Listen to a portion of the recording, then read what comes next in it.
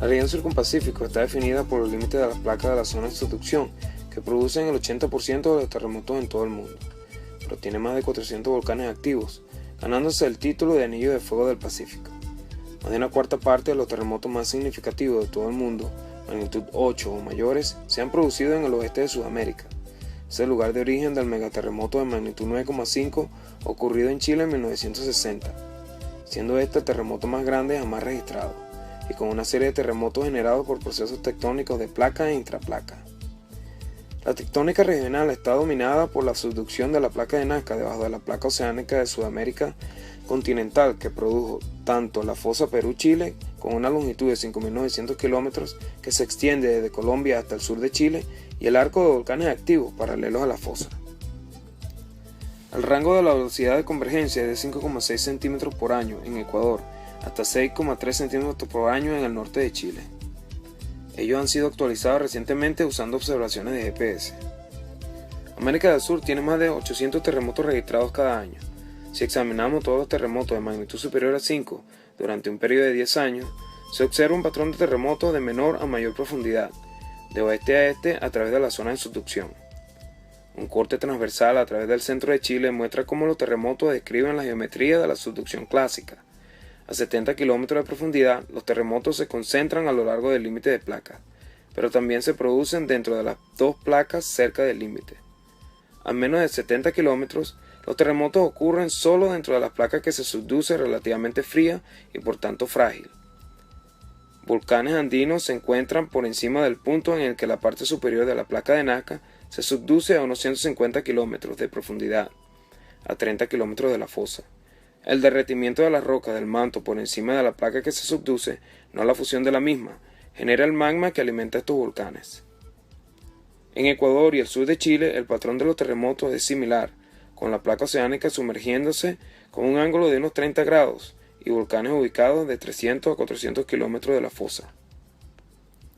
Sin embargo, en la mayor parte del Perú y en alrededor de 30 grados sur en Chile, donde los volcanes están ausentes, los terremotos revelan lo que se llama subducción losa plana.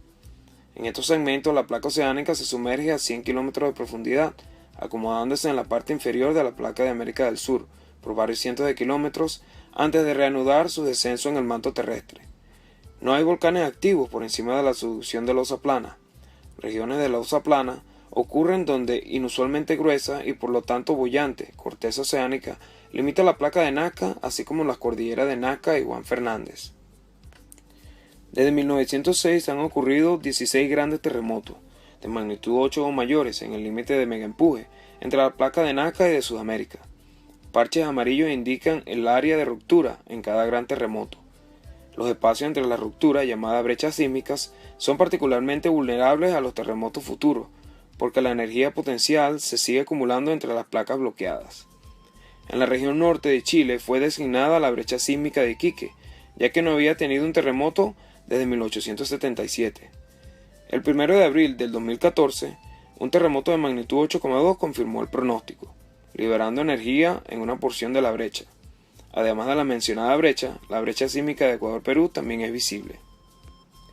Para explorar la mecánica de los megaterremotos de la zona de subducción, vamos a examinar el terremoto de magnitud 9,5 de Chile en 1960, el mayor evento sísmico registrado instrumentalmente. Para los grandes terremotos, el desplazamiento en el hipocentro es solo el comienzo. La ruptura inicial de la falla en 1960 provocó el desplazamiento de una zona de más de 800 kilómetros de longitud. La ruptura total de la falla se tomó más de 4 minutos para liberar una inmensa energía sísmica equivalente a una cascada de 10.000 terremotos de magnitud 7. La mayor parte de los daños fueron causados por el tsunami resultante, la cual podemos examinar observando un corte transversal. La placa oceánica de Nazca se sumerge debajo de la placa continental más boyante, debido a que las placas tectónicas son elásticas como un resorte. El borde delantero de la placa continental almacena energía elástica mientras que las placas convergen. Con el límite de placa de megaempuje bloqueado por la fricción, la placa superior es forzada hacia atrás y acortada, elevando a la superficie de la Tierra mientras que oprime el fondo del mar, entre la costa y la fosa. En 1960, la fuerza de las placas convergentes venció la fricción causando la sacudida hacia el mar del borde delantero de la placa. Durante el terremoto, el levantamiento del fondo marino formó un montículo de agua de mar que se extendía como un tsunami, mientras que las zonas interiores y costeras cercanas descendieron. 5,8 metros de elevación fueron registrados en varias islas costa afuera, mientras que la subsidencia de hasta 2,3 metros afectaron el terreno en la cercanía de la costa. El tsunami resultante alcanzó alturas de 15 metros a lo largo de la costa exterior, causando más de 1.000 de las 1.425 víctimas mortales en Chile. El tsunami transpacífico fue uno de los más destructivos de los tiempos modernos, causando la muerte de 61 personas en Hawái, 32 en las Filipinas y 142 en Japón. El tsunami de 1960 motivó el desarrollo del Sistema Internacional de Alerta de Tsunami del Pacífico. Aunque los terremotos más grandes que afectan a América del Sur son eventos de megaempuje de zonas de subducción, terremotos dentro en lugar de entre las placas han causado el mayor número de víctimas mortales en la historia reciente. Por ejemplo, el terremoto de magnitud 7,9 en Chimbote, Perú, en 1970 fue el terremoto más mortífero en las Américas.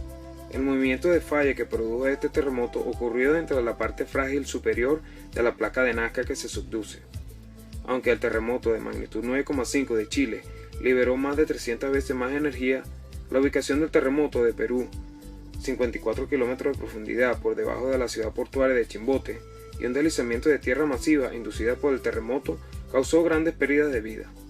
Un volumen de 100.000 millones de metros cúbicos de roca y hielo glaciar se desprendió de Nevado Huascarán, la montaña más alta de los Andes peruanos.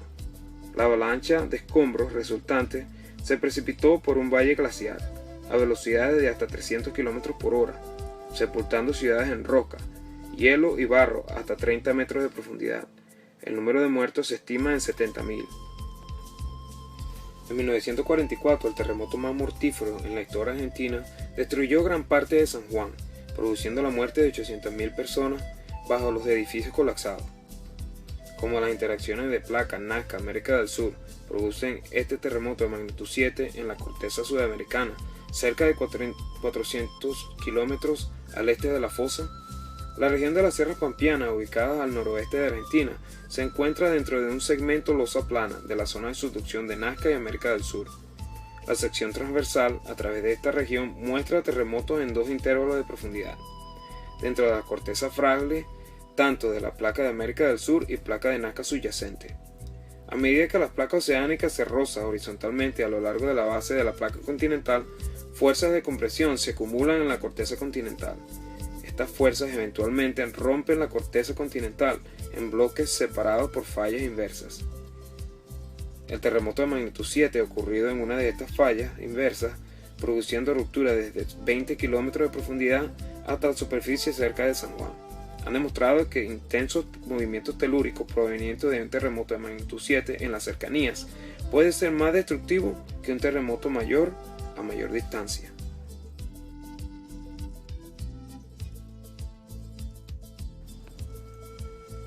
El oeste de Sudamérica es una región de alto riesgo sísmico, debido a los megaterremotos generadores de tsunami en el límite de placas Nazca América del Sur.